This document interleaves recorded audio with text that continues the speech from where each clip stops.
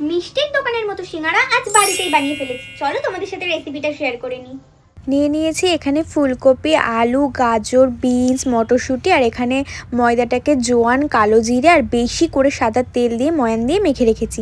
তারপরে কড়াই বসিয়ে তাতে চিনিবাদামগুলো ভেজে তুলে রেখেছি আর কড়াইতে সর্ষের তেল গরম করে শুকনো লঙ্কা, ফোড়ন দিয়ে দিয়েছি। তারপরে দিয়ে দিয়েছি কেটে রাখা সবজিগুলোকে, হালকা নাড়াচাড়া করে দিয়ে দিয়েছি পরিমাণ মতো কাঁচা লঙ্কা, পরিমাণ বুঝে লবণ, আবারও একটু নাড়াচাড়া করে ঢাকনা দিয়ে দিয়েছি।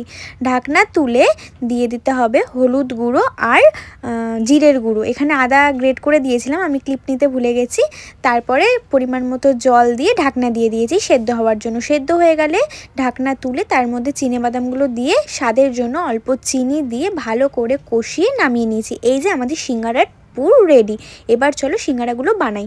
তারপরে ময়দা থেকে লেচি কেটে একটু আমাদের লম্বা করে বেলে নিতে হবে। লম্বা করে বেলে মাঝখান থেকে ছুরির সাহায্যে কেটে নিয়ে দেখো আমি ঠিক যেভাবে ভাঁজ করছি তোমরা দেখে নাও, সেইভাবেই ভাঁজ করবে।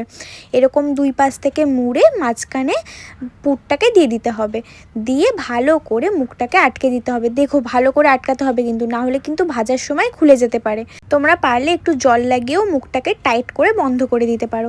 এই দেখো এক এক করে আমি সব সিঙ্গারাগুলো বানিয়ে নিয়েছি। চলো এবার ছাকা তেলে ভেজে নিই।